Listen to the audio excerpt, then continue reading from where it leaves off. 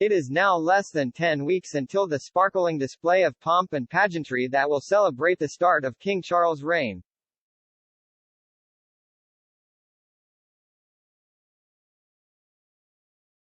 The world will stand still for the coronation of the monarch and Queen Camilla, and it's not just Prince Harry and Meghan Markle that will keep us guessing until nearer the time.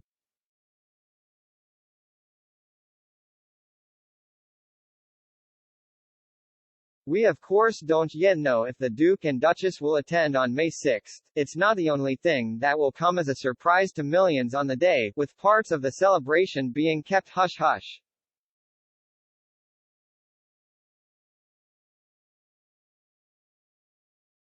Some of the key details have already been announced, while some of the information about what will happen and who will and won't attend is already starting to slip out.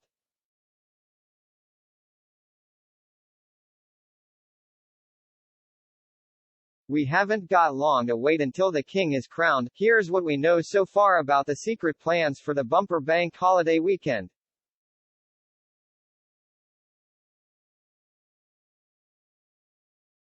It is understood that Prince George will have a big part to play in his grandfather's coronation.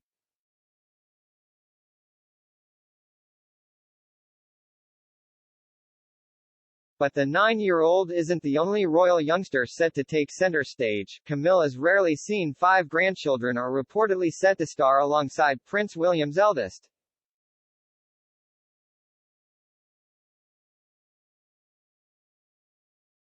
The children could have a prominent role in the upcoming event, and one of 2 significant breaks with royal precedent.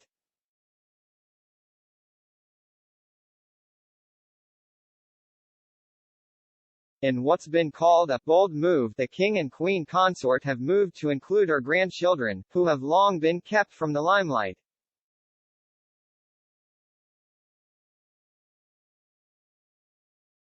Her son Tom Parker Bowles has 2 children, Lola, 15, and Freddie, 13, and her daughter Laura Lopez has Eliza, 15, and twins Louis and Gus, 13.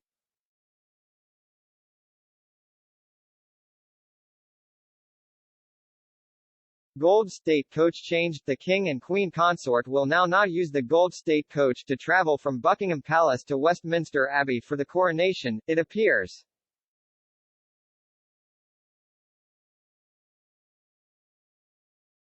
The iconic 260-year-old vehicle was used to lead the Queen's Platinum Jubilee pageant procession.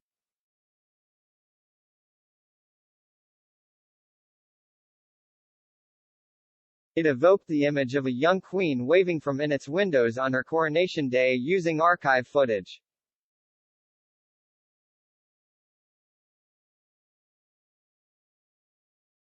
But the Sunday Telegraph claims there will be a break from tradition for the coronation.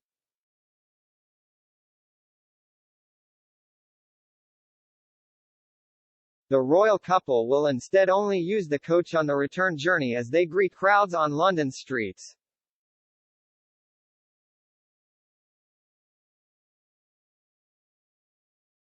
Guest list gathering pace. The guest list has been drawn up first and foremost by the palace.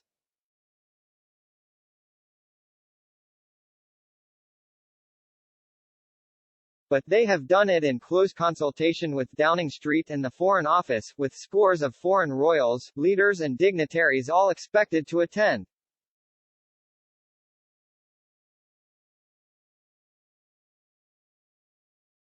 It is understood Harry and Meghan have been officially invited. Prince Albert of Monaco and Princess Charlene were the first foreign royals to say they will be at the coronation.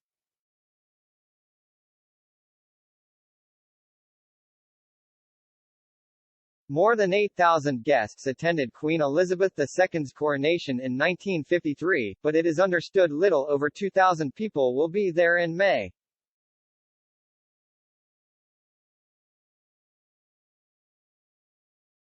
Musical mayhem. Organizers of His Majesty's Big Windsor Castle concert thought it would be a very easy sell.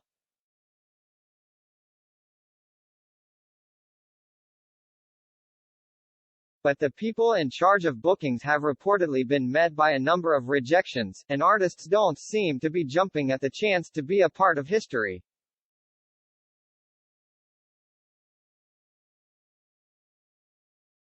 Icons Sir Elton John and the Spice Girls have joined the list of those who can't make it.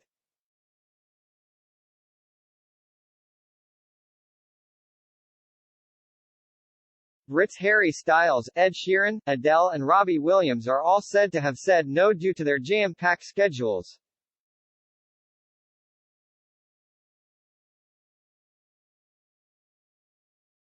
There will be an absence of a listers but is sure to still be a gig to remember, traditions to be axed.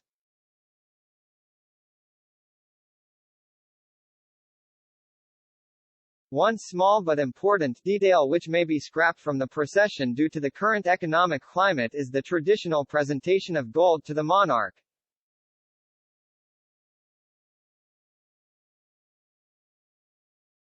During the Queen's 1953 ceremony, an inglot or wedge of gold was presented to her, but a source said that in an age where people are feeling the pinch, this is not going to happen.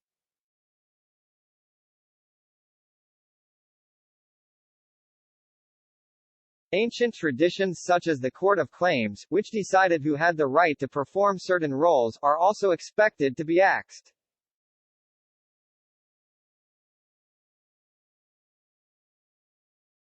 But not all rituals will be ditched, including the anointing of the king, who will promise to be the defender of the faith.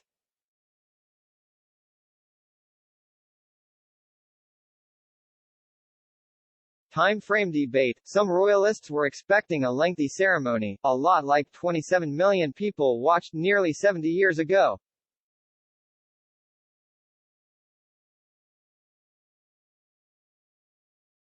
Charles's coronation is expected to be on a smaller scale and shorter, with suggestions that it could last just 1 hour rather than over 3.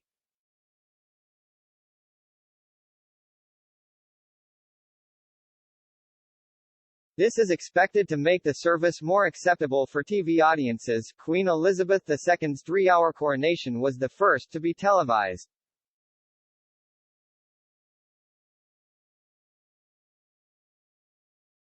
BBC broadcaster Richard Dimbleby provided commentary over a period of 7 hours.